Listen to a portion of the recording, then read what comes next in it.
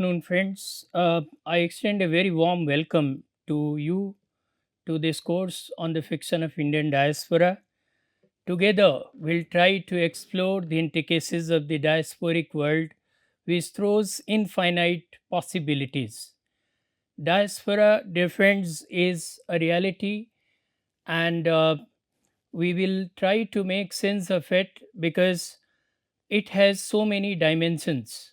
I strongly believe that movement is central to all living beings and creatures, and it is movement that defines our being alive.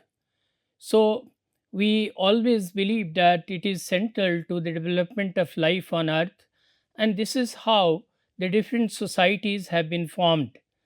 The most important drive has always been survival. For survival, the people have always crossed borders and have moved from one place to another in search of greener pastures. However, it has not always been a free choice, as people have also been forced to leave their world and move to some other alien world where they have faced lot of challenges and difficulties.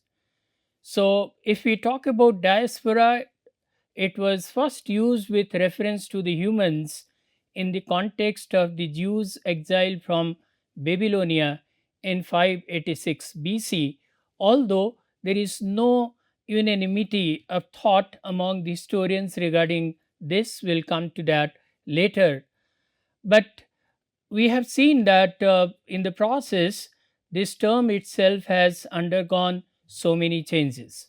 So, friends, before I talk about Indian diaspora, I deem it privilege and also a necessity that we should try to understand the background of the term diaspora. How has it come into existence, its origin, its development, and its intricacies through the ages? Because unless and until we understand it whole, we may not be able to really appreciate and apprehend the fictional works based on the diasporic experience. So, according to Hebrew Bible, the term galut or exile is used to refer to the fate of Israelites who were taken to exile from the kingdom of Israel during the 8th century BC. And as I said, that these dates have been mentioned in different treatises, but there is authenticity regarding them. So the first exile was the Assyrian exile in 1733 BC. The next exile happened in 1722, 597, and 586 BC, respectively. And I don't claim any authenticity of these different dates, but we can safely say that diaspora is an age old phenomenon. Although, as a discipline of study, it's quite recent in that earlier it was never studied as a composite discipline of study. So, let's try to first of all understand this term diaspora. It is used nowadays in different senses, and we find that its uses are far and wide, but still the basic question remains, what does it mean? So, it can be traced back to the two coinage of two Greek words, die and sperin, which means scattering across. Scattering across, by this we mean that diaspora means some kind of dispersion or dispersal or scattering. But this does not make any sense to us unless and until we try to further understand it with reference to humans. So, we have seen that it has been defined by different dictionaries and different authorities. And what is key to all these definitions, as you can see these highlighted words, movement, migration, or scattering of people. This is what has been discussed in most of these definitions. So, in the Oxford Dictionary definition, also you can see dispersion or spread of people. Again, act of spreading in this way has been mentioned in Cambridge Dictionary, and which further says that it is the spread of a group of people from one original country to other countries. So, in Britannica also we find that ethnic or religious group that originated but dispersed to different locations. So, going by these definitions, we find that the key term associated with diaspora, which corresponds to scattering, is movement or migration of people migrating from one place to another. Now, the question comes to our mind whether any and every movement may be considered diaspora, whether the movement of few individuals from one place to another may be called diaspora, or there are certain preconditions uh, that define diaspora or that may be treated as characteristic of diaspora. There are some more definitions, and these definitions talk about the movement of groups rather than individuals. And again, like in Princeton University encyclopedia definition, it says that the groups of persons of the same ethno national origin who themselves or their ancestors voluntarily or under coercion migrated from one place to another or to several other places, settle in these other places, and maintain their identity and various kinds of contacts with their place of origin. So, if anything to go by, we find that it is clear that diaspora is not movement of individual or a group of individuals, but a group of individuals who share some kind of ethnic national bond. So, we again see that immigration and forced movements of people uh, has been defined as diaspora.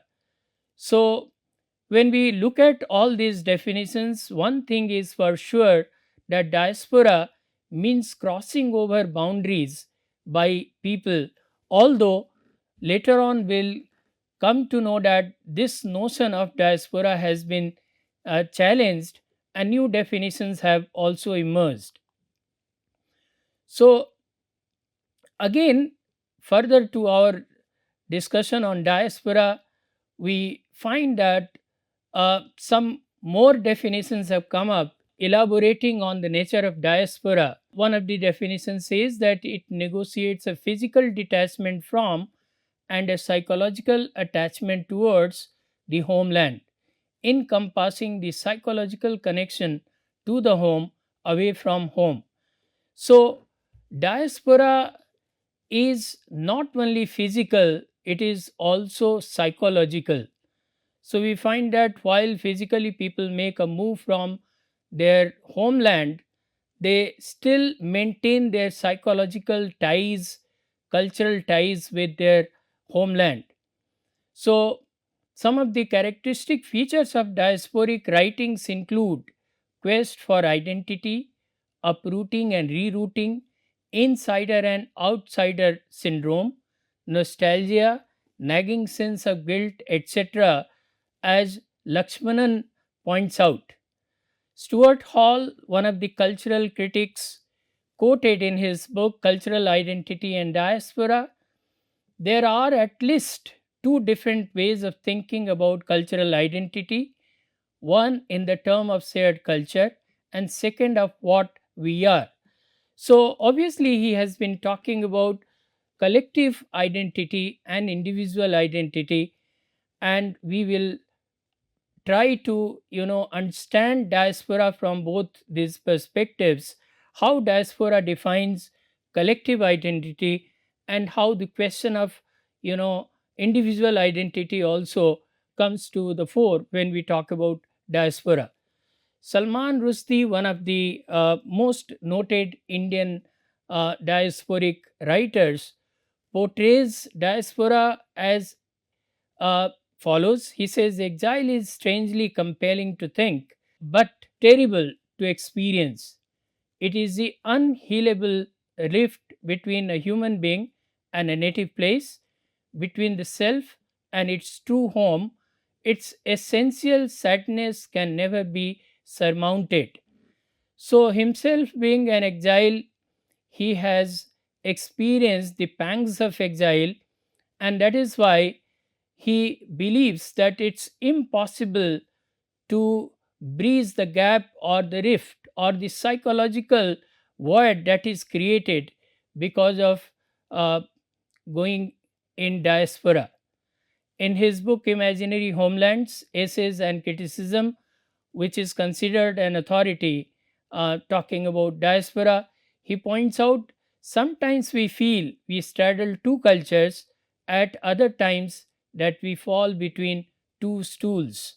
So, this points to the impossibility of belonging to either the homeland or the hostland for the diasporic nomads, because once you cross your national boundary and land in an alien or a different land, your physical ties with your country or your homeland are broken.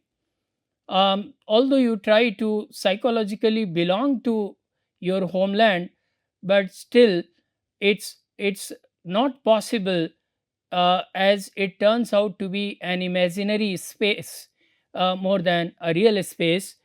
While in the host culture, you still find that you are a misfit or you are a novice, and you don't feel very confident following the host culture. Okui Envezor, the Nigerian art critic, rightly stresses that the formation of a diaspora could be articulated as the quintessential journey into becoming, a process marked by incessant regroupings, recreations, and reiteration. Together, these stressed actions strive to open up new spaces of discursive and performative post colonial consciousness. So, we have seen that of late, the people have started looking at diaspora not in terms of losses but in terms of newfound opportunities. So these diasporic formations throw a lot of opportunities for the diasporic community, where they can form new groups, can find new opportunities, and can really refashion themselves. James Clifford, in his book Travel and Translations in late 20th century, frames, and I quote, diaspora discourse articulates or binds together both roots and roots to construct forms of community consciousness and solidarity that maintain identifications outside the national time space in order to live inside with a difference.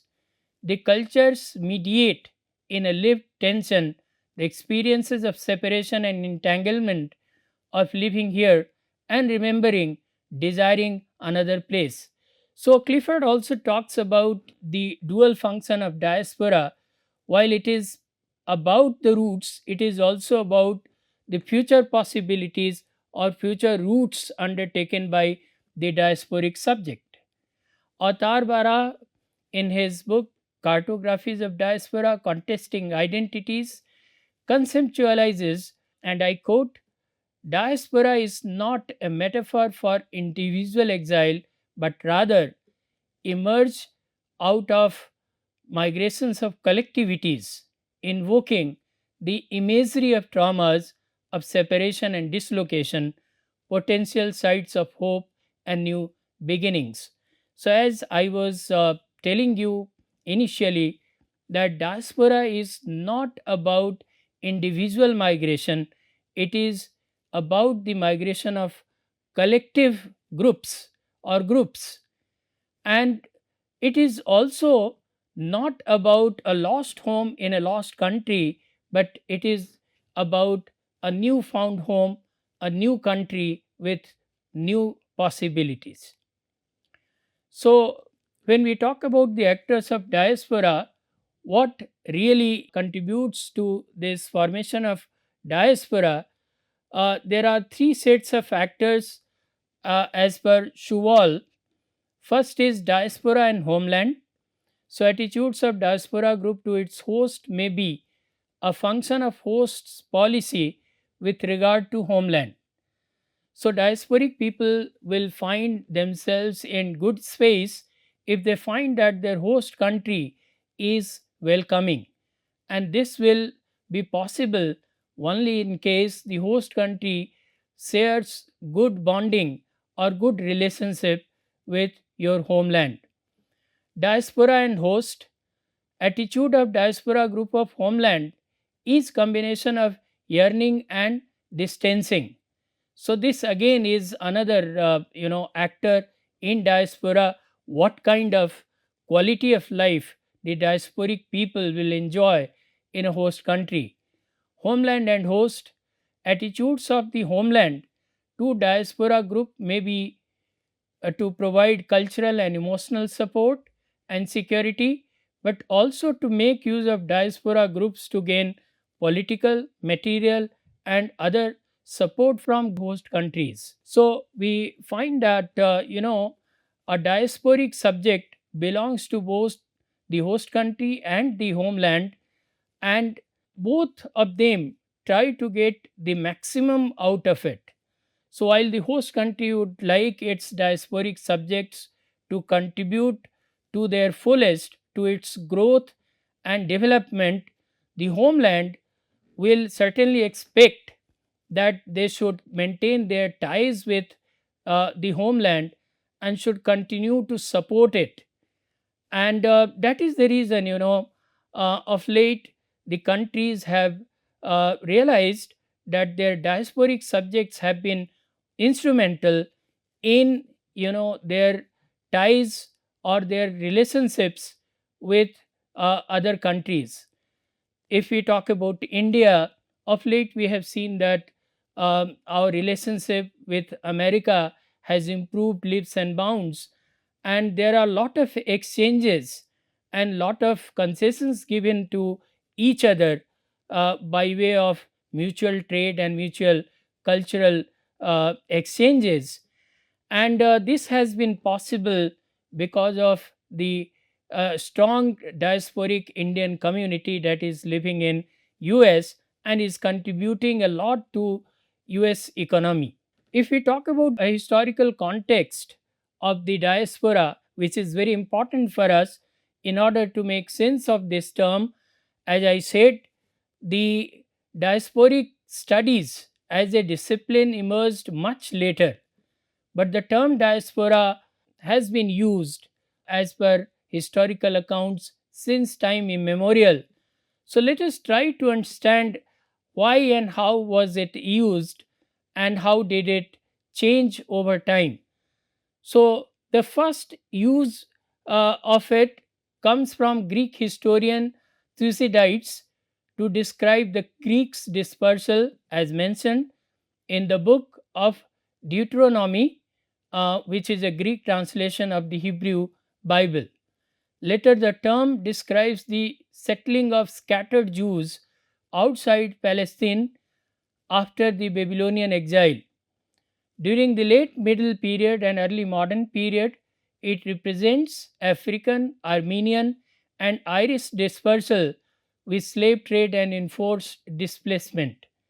With migration in World War II and the collapse of Soviet Union, there is formation of Muslim diaspora, Cuban diaspora, Iranian diaspora, and so on. So during late 1980s and 90s, there is an emergence of transnational approach with labor and refugee diasporas as Filipino overseas workers, Mexican and Latin American migration. So as I said, diaspora is nothing new because movement, whether it is the world of animals or humans, it has always been characteristic trait and has always been in practice. So people have been crossing borders since time immemorial for different purposes. But you know, the purposes were different, and our understanding of the same was also different, as I said, because it was never studied as a discipline earlier. So when we started making study of diaspora, then we started looking at the diasporic phenomenon with reference to creative, theoretical, and critical premises. And as a result, it opened up a lot of possibilities of interpretation and reinterpretation. So in the 21st century, the trans border or trans state approach is adapted. We also need to understand that since the ancient time, lot has changed by way of our notions of homeland, hostland, nation state, and so on and so forth. And since we started study of diaspora much later, we have used our own understanding of these terms while talking about diaspora, as witnessed with Syrian diaspora during Syrian civil war, African and Middle Eastern migration to Europe resulting from the conflicts in Libya, Somalia, and Yemen, and the Ukrainian diaspora because of the Russian invasion to Ukraine. We find that this process is endless, and diaspora is a living subject. The more we understand, the more it surprises us with its surprising turns. So, when we talk about the 21st century diaspora, it underlines the processes like globalization, globalization, regionalization, localization, dissipation of nationalism, weakening of both nation state and the state, increase of migration cycles, religion and religious fundamentalism, survival and revival of ethnic minorities and diasporas. So you can look at these processes and you will find how difficult it is to come with a single frame to look at the process of diaspora. On the one hand, we are talking about the formation of nation state, the sacrosanct boundaries. On the other hand, we are talking or we are imagining a borderless world, and we are talking about globalization as if the entire globe is one big village, and we tend to homogenize people. But we also find there is another undercurrent, that is globalization. So it combines both the global and the local. Side by side, as we talk about globalization, we have seen a certain rise in regionalization as well, and there has always been a stress on localization of reality, because we believe that the reality is also localized. It cannot be universalized, because the people, different people have different experiences. And as such, in the wake of globalization, we have seen that people tend to become more cosmopolitan rather than confining themselves to the strictest nationalist boundaries of their countries. So, as such, we have also seen a certain degree of dissipation of nationalism. And as a result, we have seen that our concepts of both nation state and state as such have been very liquid and have weakened. And we have seen people moving freely in and out of their nation states. And there are different push and pull factors that are acting in this process. And as such, we have seen that more and more people are moving from one place to another, resulting in multiculturalism. This has also given rise to religion and religious fundamentalism, in the sense, everybody is out to protect his or her religion. And The survival and revival of ethnic minorities is also a far cry in diasporas. And we have seen that different diasporic communities have been clamoring for special status in the host country in the name of contributing to its economic prowess. So, there are certain key terms that we need to remember with reference to diaspora. Mind it, friends, this is what I have been telling you, that we have to have a very strong background in order to make sense of the fiction that talks about the experiences of the diasporic people.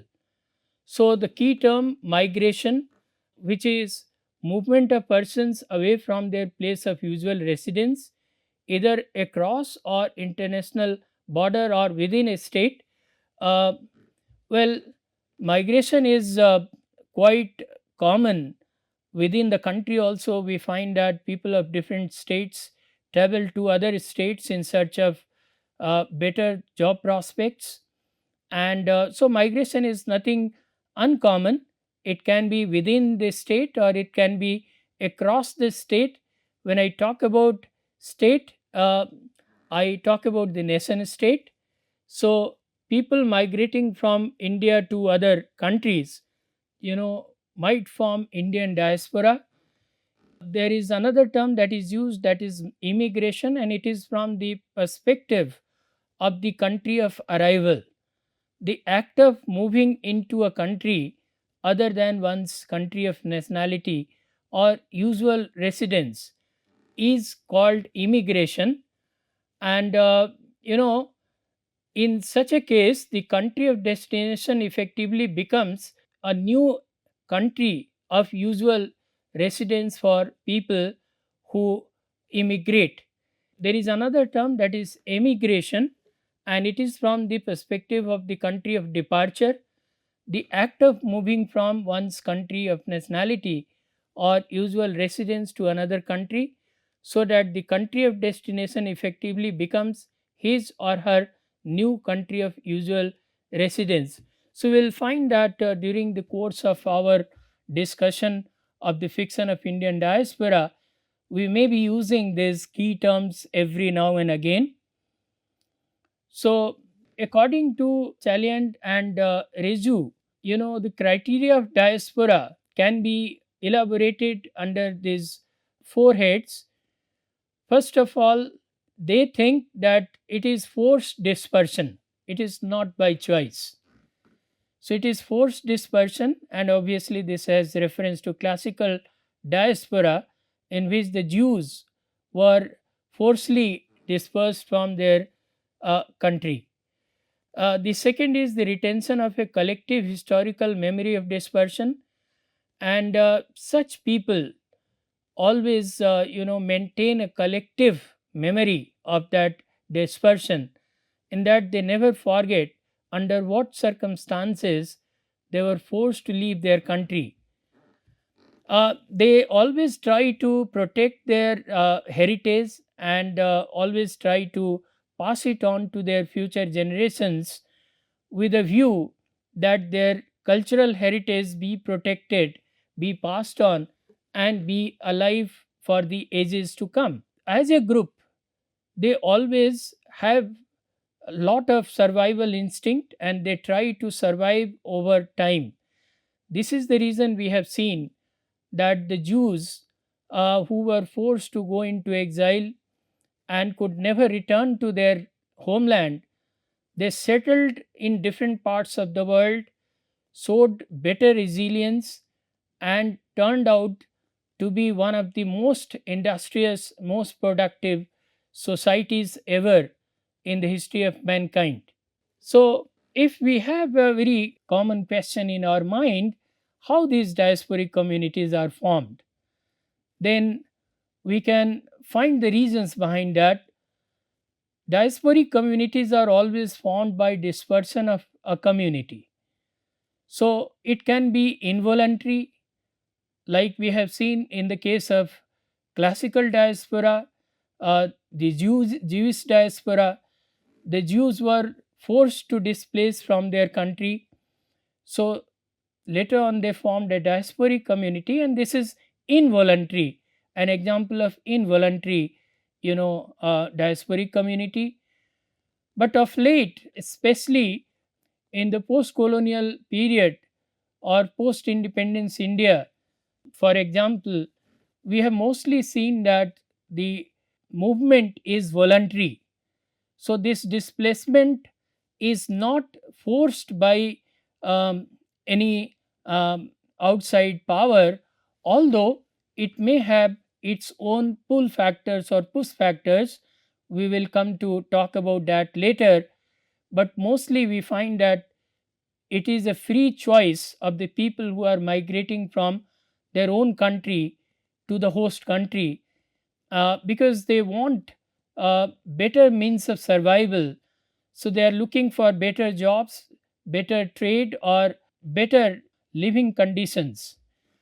So the second thing, we find that the diasporic community is formed because the groups that have migrated from their homeland, they maintain a common collective memory about the homeland, and they always try to transmit it to their future generations and also to the members located in their hosting context. So they always maintain a very close connection to the idealized homeland as well. Um, so they always keep their homeland alive in their hearts. As alienated from majority population, they idealize their ancestral homeland and finally may develop a political project to return to their original homeland. So we always find that these diasporic communities have a very close knit relationship with each other because they belong to the same homeland. And this does not come as a surprise when we find that people of India living abroad in Canada, in US, in Britain, forgetting all about their cultural and regional divides, live together as a single ethnic group or single nationalistic group. So, these are some of the selected readings and bibliographies for uh, this introductory lecture. So, friends, we talked about the nature of diaspora, the conditions that form diaspora, the characteristic features of diaspora, and we continue with the development of diaspora in the coming lectures with all its intricacies so that we can make better sense of diaspora and diasporic writing. So see you in the next class. Thank you very much.